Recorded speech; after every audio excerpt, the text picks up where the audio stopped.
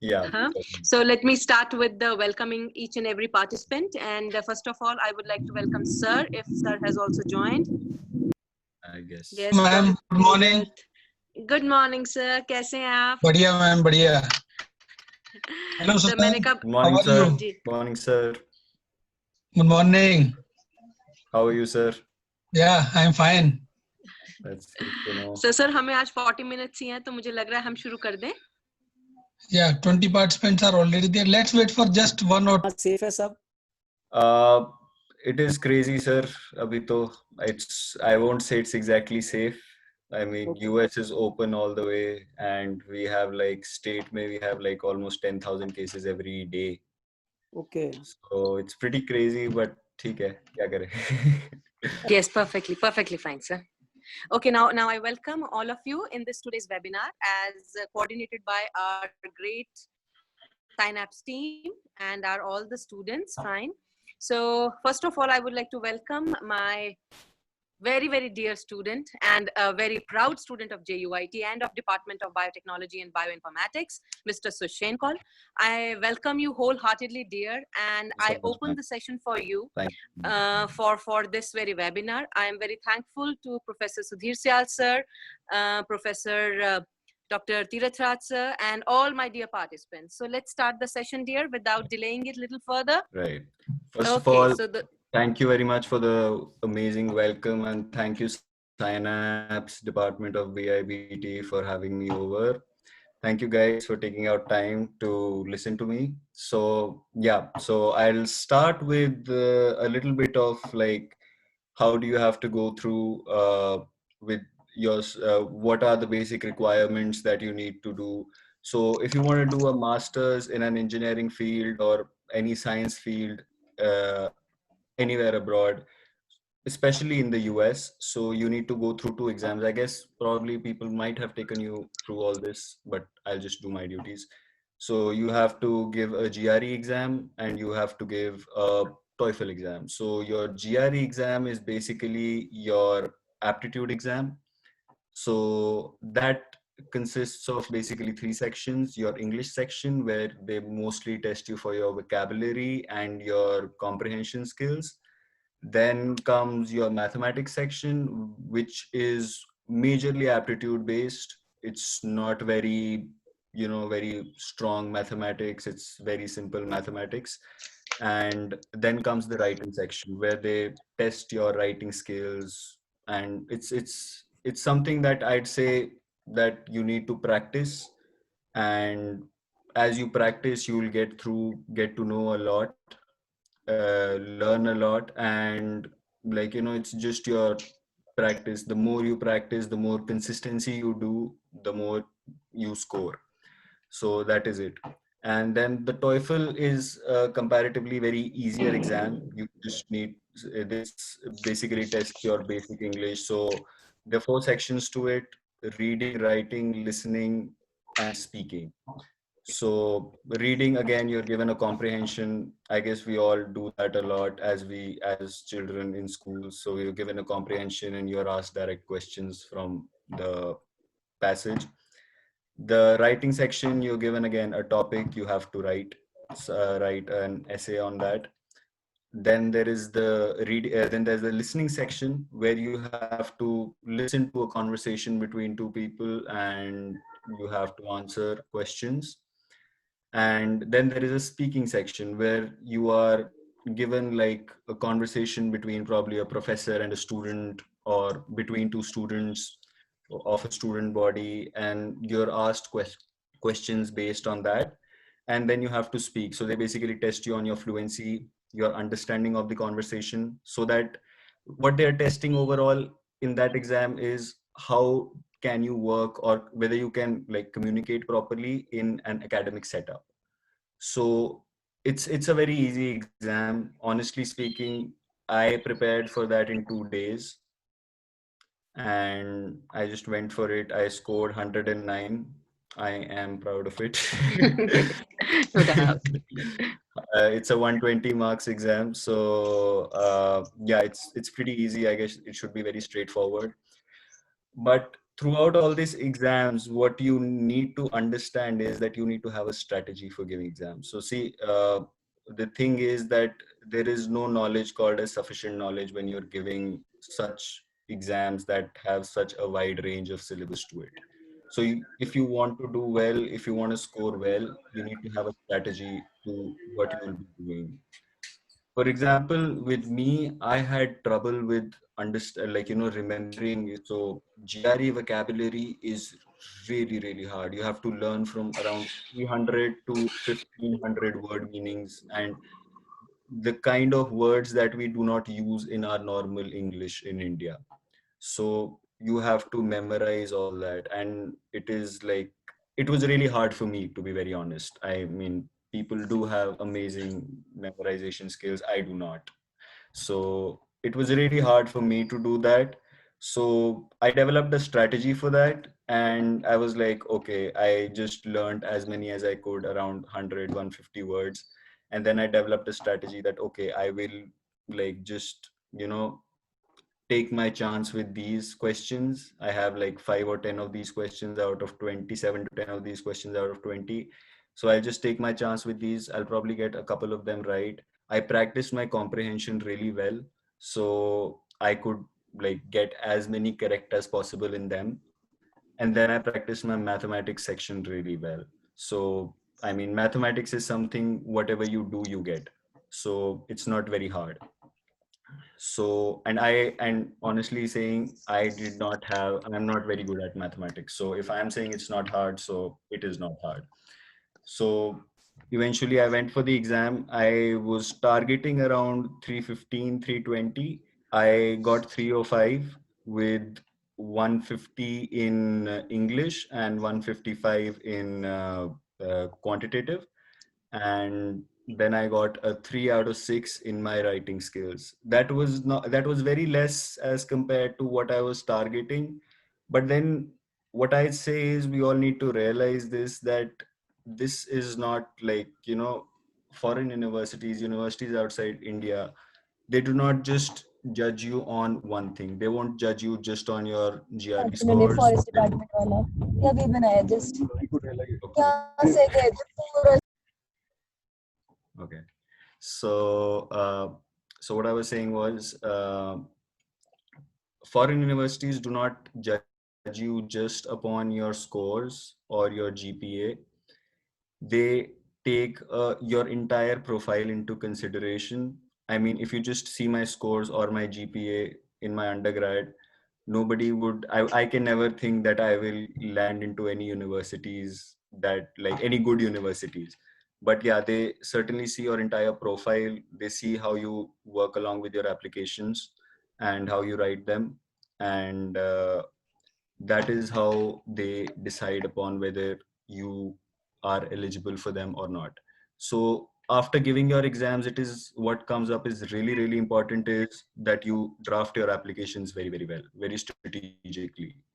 So people generally go to some counselors or go to consultancies for doing that.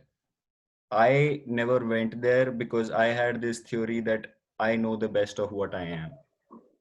No consultancy does. And secondly, consultancies have this thing, a basic setup that they go through. And I mean, there is a lot of plagiarism that takes place there. And here, plagiarism is considered very, very seriously. I mean, one assignment, you get into plagiarism, you're thrown out of the university. So plagiarism is not a joke here. So you cannot get into plagiarism or anything. You need your applications to be totally original, totally perfect. So once you do that, so you need to be very strategic again about it. You need to write things that you think will impress or will be related to the work, and show your worth to the university that, okay, you are a good fit for this place. Write the names of professors you want to work with, so that that will actually tell them that you have done some background research upon, like, the university, how it works. And then another thing that is very important before applying is shortlisting your universities. So my idea of shortlisting was I divided my list into three sections. So my first section was that was like I used to feel that was out of reach universities, the places where I would feel like, it was like too far-fetched of a thought for me. If I get in, I get in. That's my luck. It happens sometimes. I know people who had really terrible scores, everything, and get into like the best Ivy League schools. Like they get into Cornell University or Harvard University. So it's totally upon your luck.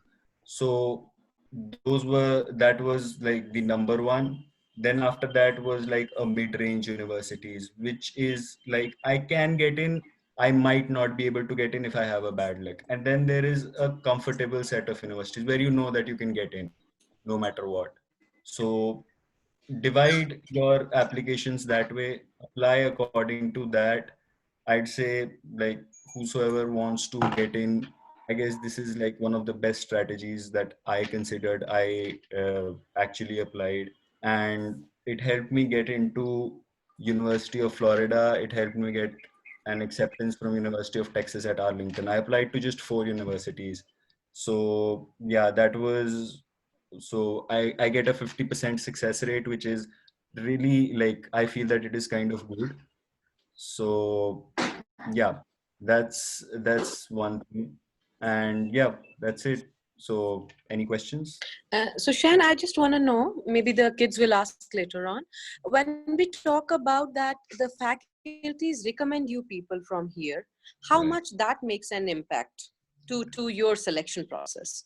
It certainly does. I mean, the kind of recommendations that you get actually like is very, very important because what happens is that, they really need to understand what kind of a work ethic you've had, or what kind of a work, like, what kind of a relationship that you've had with your faculty, your professors. So that really speaks a lot about you as such, as a person. So because here what happens is like, this is something I realized in a very hard way and very early. So there is a very small story I have. So like, we are used to like, as our teachers walk into the classrooms, we stand up. And here they have no culture like that. Like a teacher walks in, he starts teaching and everything. So the first day I went to the class here, they were like, I was sitting with an Indian guy, a fellow Indian student, and everybody they were all Americans there. So we both stood up and nobody else stood up. And that was so embarrassing for us in the class. It was like, what's going on? And everybody's just looking at us, why are you standing? So, so my point behind telling you this story is that, it is a very informal setup. So people have really close relationships with their faculty, with their PIs. The PIs consider their students as their own kids.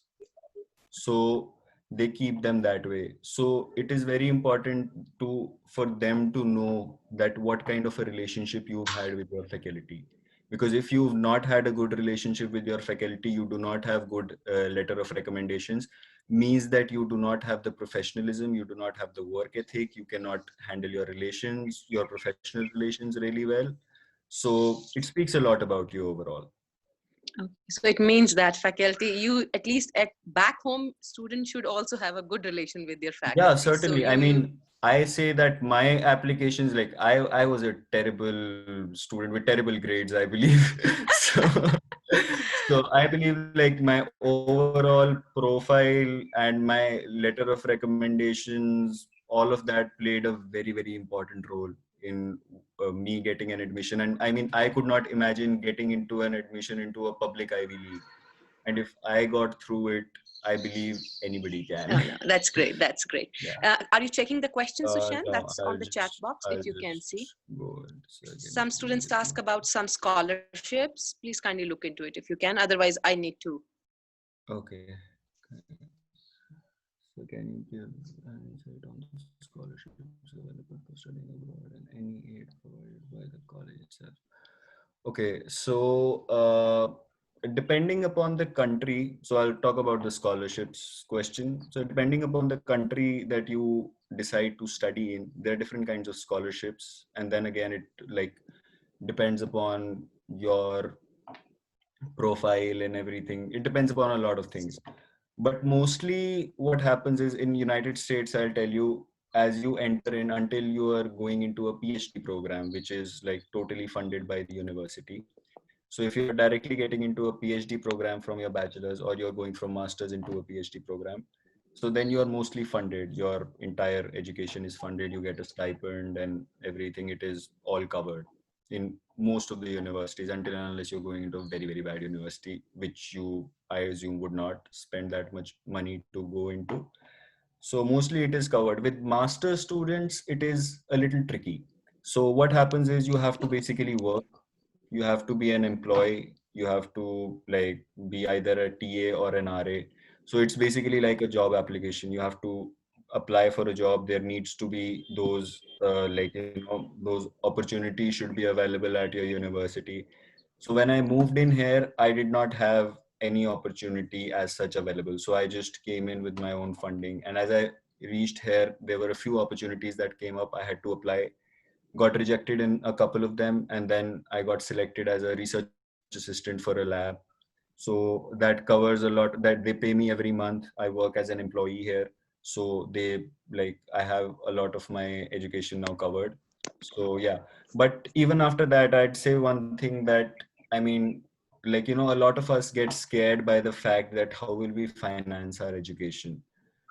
So I'd say one thing, never worry about, if you have the will to go, and if you know what you're doing, and if you have you feel that you can do that hard work once you reach here, because reaching here is no big deal. Surviving here is actually the thing, it's really hard when you have to work here. You need 5 times the effort to prove yourself a little compared to what we do back home. So don't worry about the finances. There are a lot of financial help that people give you. There are a lot of education loans that are given to international students that you guys can opt to. I took I took my education loan from Prodigy Finance. They're really helpful. You do not have to give any collateral. You don't have to do anything. It's all credit based. So do not worry about it. And like, people have this fear of education loans, that you don't get over with them easily. You end up paying 10 times amount of the money. That's not true. If you're smart about education loans, you pay them on time. You do not, like, it's basic finance, basic personal economics that you have to take care of. I know people who've paid off their education loans for $100,000 in 2 years by just getting a normal job of $4,000-5,000 every month. So it's not that hard. You can always get an education loan, live a good life here, and after that get into a job and pay it all off. That's great. Yeah.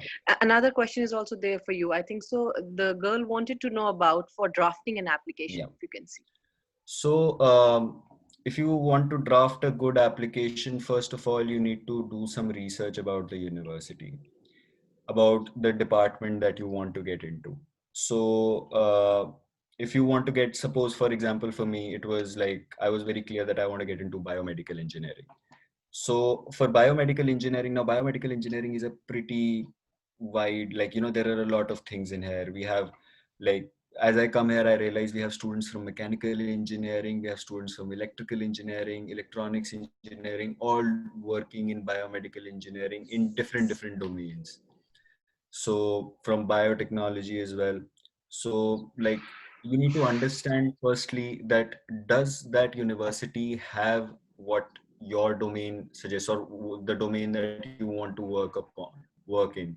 Because if that is not there, you're just applying to random universities with biomedical engineering in there, there's no point. You'll not be able to justify your position there.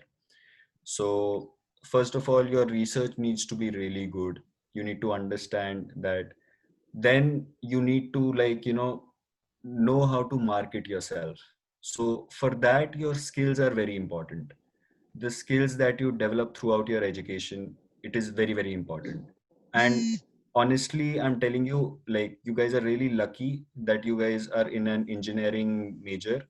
So but what we do is, one mistake that I also did was, we do not take the basic engineering courses very seriously. So yeah, courses like programming courses and mathematics courses, these are some basic engineering courses that everybody should know as an engineer. By the end you graduate, as an engineer, you should know. In fact, I'd say like, in fact, I'd like to suggest this to like our faculty as a whole, like, because this is something I feel that when I came here, I lacked. Because like we do not use our technology in our courses a lot in India. We go to like this, for example, like we had a statistics course. So we used to do pen and paper statistics. Here, nobody does pen and paper statistics now. Everybody uses R Studio, R programming. So, that is very, very important. And that is the skill. Nobody asks you whether you know how to make an ANOVA table or whatnot. They ask you whether you know how to run an ANOVA on R Studio or not, or on MATLAB or not. So these things are really important for today's era to, excel, to have those skills. And I can totally understand like universities in India have a lot of deficit of fund as well. Like the kind of funding universities get here is crazy. So, I mean, guys, you people have a lot of like, resource online that you can access for free and learn it by yourself. I mean, these courses, I have learned RStudio, I have learned MATLAB here in 1 year by myself. So you guys can do it. You have all your time. So develop your skills so that you can market those skills. And even like, so there is this another thing that, sometimes you might not have the skill, but you just should know how to market.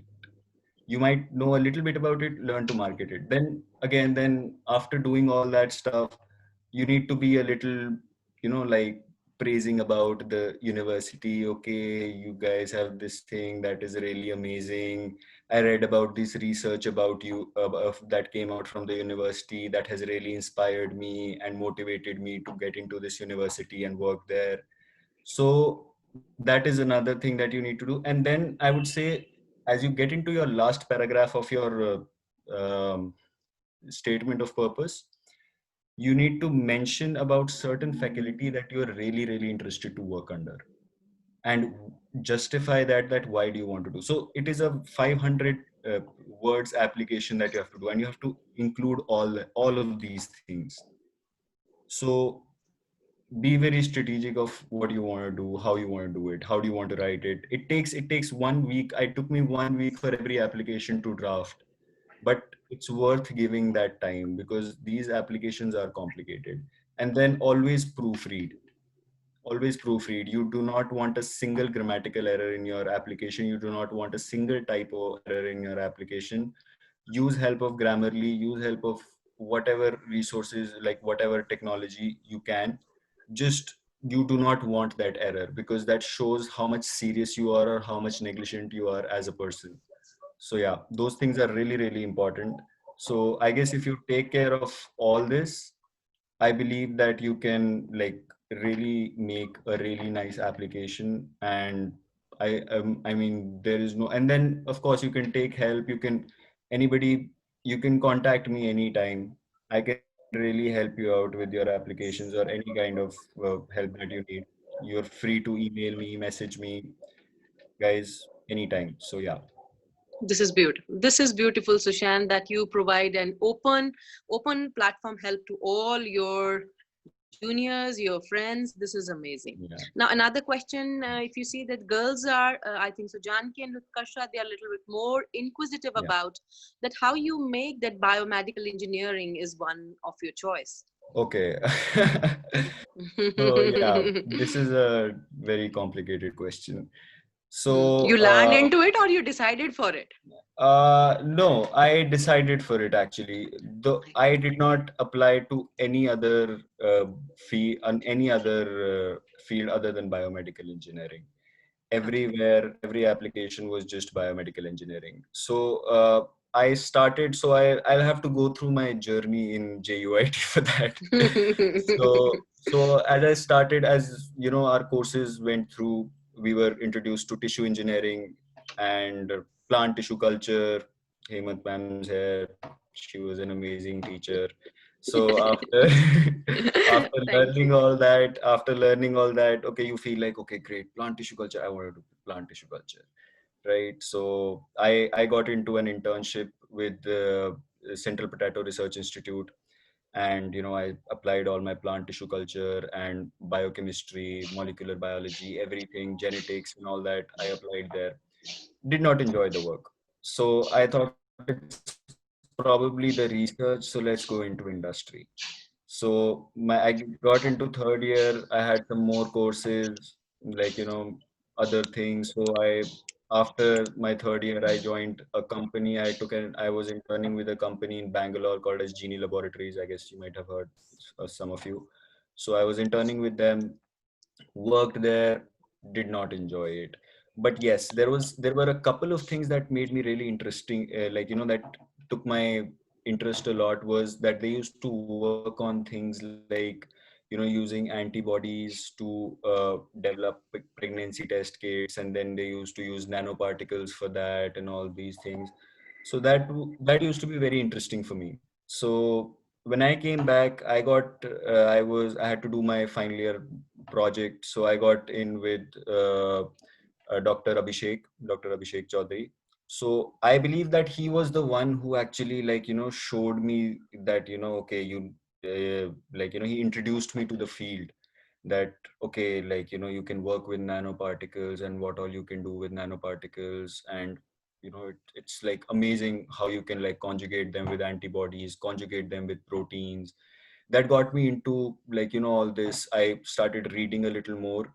I read about how tissue culture is used, and how regenerative medicine works, how people are using stem cells these days to do all kinds of things. And it's crazy. It's people are literally developing organs here out of stem cells. So that was like really fascinating for me. So today as I so I was just like, okay, biomedical engineering it is. I came in here, I started working on tissue engineering and everything. It was really fun. It was really interesting. Eventually, I was also introduced. What Another thing that came through me here was neural engineering. I took a course in neural engineering, and like I got my RA position in a lab that was working on sensory motor plasticity. So that was another thing that I found really interesting. So like initially, after taking projects in tissue engineering and regenerative medicine, I was working on type 1 diabetes. So that was really interesting for me. But this thing about neural engineering, what interests me right now is that you apply a lot of engineering to it. You really feel that you're an engineer, and you apply a lot of engineering. You do so many things. You work with MRIs, you work with mice, and it's really, and it's a very less explored field. We do not know a lot about our brains as compared to we know about the other parts of our body.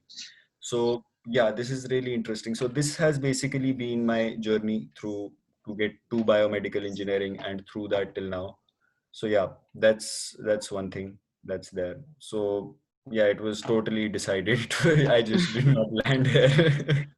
That's good. That it means that our students should remain focused when if they have plan for moving overseas, so that they can decide wisely for their future. Yeah, and it will also like really help you as you reach there, reach here, because like you can come here. It doesn't matter. It's very easy to come here, spend money, come here. You can get into a really nice Ivy League by just, if you have the money, spend crores of rupees. But that will be of no value if you are not serious about what you want to do. I think so. Now let Professor Sudhir and Dr. Tirath Raj can be also in a question answer league. Sir, please, if you have any questions, now session is completely open. Now let me little sit back. Okay, Sushain, Yes, thank you very much for the fruitful and very precise information regarding the GRE and TOEFL. my pleasure. And I hope students have enjoyed your talk and discussion. Right. I just want to add you one thing over here. Now, you are in biomedical engineering now, Yes, and sir. it is very much relevant to bioinformatics domain. Yes, sir. Yes, sir. And last year we started one thing in JUIT also. We introduced a minor thing, like you are doing a major in biotechnology and you can opt for minor in Okay. bioinformatics, where we have systems biology, biomedical engineering, and all that components are being involved. Wow. Next thing is you are doing major in bioinformatics and you can opt for a minor in biotechnology, Right. where you can learn all the basic biotechnology techniques, industrial biotechnology, and all that thing. Right. So this is how we modified the syllabus also Okay. accordingly. Wow. So That's I think amazing. this is good for the students because now we are trying to compete with the international platforms. So it will help our Yeah, students also. yeah. I believe this is an amazing opportunity for everybody to learn not just like the biology, also the technology, because biotechnology is not just biology, it is also technology. So you need to know the technology part of it as well. And I guess bioinformatics is like one of the most upcoming things for it. I also Yes. like, I would like to suggest that, there is a lot of scope in biostatistics Yes, these yes, days. definitely. So And, yeah, I mean, they pay like crazy amount of money to skilled biostatisticians. So like, I would suggest that there should be like a course where, or like, something where, a focus is on biostatistics as well. So that will be like really good for like skill development. And I mean, when you come out, you basically have an edge over everybody. So I am really glad that this thing of bioinformatics minor is added to the like, the syllabus, the curriculum, and it's really amazing. I feel if it was like during my time, I believe I would have had some real edge in certain things. But yeah, we still like enjoy a lot of things about yes, yes. Thank you, sir. Thank you for beautiful information, sir. I think so now others are also getting into it. So this is Yeah, even Sushain, departmental and even Hanji sir, please. yeah. Sushain, Actually, your sir. talk was excellent, and I enjoyed your talk, and it is so nice. We are proud of you. Thank you so much. And I still remember while you were in fourth year, Yes, sir. whenever I see you in the fourth year, I was little worried whenever I see you. And in the back of my mind, I always was thinking that, yes, Sushain kya karega? So because that is my like So your concern, perception. sir. And, Yes. So Yes. your I am so concern also. happy today listening to you. You are so like methodological, and the information passed on is even you are educating us about that. Yes, sir. So I'm very glad Thank you so to much. see you that you are here and doing such nice things. So it is not only luck. Actually, it is a lot of Yes. things you Thank you. actually did. And I'm very thankful also for this webinar. Yes. And one thing which I actually Yes. should say, you are very truthful. Yes. That Yes. that was something which I was liking. That was which I did not like. I Yes. think this should be Yes. to every student. And then excellent, wonderful. We are proud of Thank you. you so much, sir. Thank you. I'd Thank like you. to say one thing, that like not just you, I was also concerned that what I will do, but I happened to do something, so it was really nice. I mean, I learned a lot at JUIT as well. It's all that we apply today. Like it prepared us for the world. So yeah. Thank you. Thank you, Sushan. So I think so Okay. it is a wonderful interaction. Thank you to all the participants because time is just getting off now. I don't want to stretch it more. And Ma'am, you need to get a sleep, my boy. Hanji Yeah, sir. it's ma'am, 2 o'clock. just want to announce one thing, ma'am. Yes, One sir. is that to all the students, please fill the Yes. feedback Feedback. form that has been shared. Yes. And another thing is, ma'am, that we are opening our biomodeling competition for the all students of the department. Yes, sir. So you can work from home. Yeah. Okay, conditions will be same like earlier. Yeah. Please prepare your models at home. Send your photographs by 31st July. Perfectly fine, Okay. sir. And when you will join JUIT, please bring your models so we can showcase them in our department also. And accordingly, we will Beautiful, sir. decide the Beautiful. winners. So biomodeling Sir, what we'll do, competition. sir, yes. So we'll share this information in all other platforms by just making a Yeah, simple flyer, sir. definitely. What do you Yes, suggest? yes, Hanna, sure. sir? Yeah, I can just an ask the girls, announcement we'll make so a students flyer. can be ready. Yeah. Perfectly fine, sir. Perfectly fine. Perfectly fine. And thank you So very much, Sushain, for the Thank wonderful you so much, webinar. sir. And Thank you so much for giving me the opportunity to speak to everyone. Thank you guys for coming over, listening to me. It and has been thanks great. to the girls, dear. Thanks to the girls. The girls made it. Yeah, Man, yeah, we are yes, very Jigyasa, glad. Kushi, they have Yes. worked really hard. I see Yes. they've been working really hard. It feels really great because I was a part of Synapse. So Yes, seeing yes, like my yes. juniors work very hard Yes. for it. So we have feels some very good. MSc students with us, Sushain. They are Wow. also part of coordination team. Fine. Utkarsha, Tanvi, Okay. many kids are there. Fine. Wow. I'm sorry if Yeah. I missed somebody. It So feels it's really good beautiful. seeing it grow. Yes, So it's growing. yeah, It's thank you growing so very much nice for now. having me. Thank you Thank you, so much for Sushain. having me. And if anybody needs any help, you can contact me. You can take my email. It's sushaincall@gmail.com. Shoot me an email anytime you guys want, and I'll try to help you as much as I can. Yeah. And now, Thank you, Sushain, Sushain. God bless you. you can have a good sleep. It's Yeah, I already more than certainly 2 can. a.m. Yeah, thank you so much, sir. Okay. Okay. Thank you. Thank you very Okay, much. Thank you, Bipin. everybody. Okay. Bye. Bye-bye. Bye, sir. Bye. Bye. Thank you. Bye.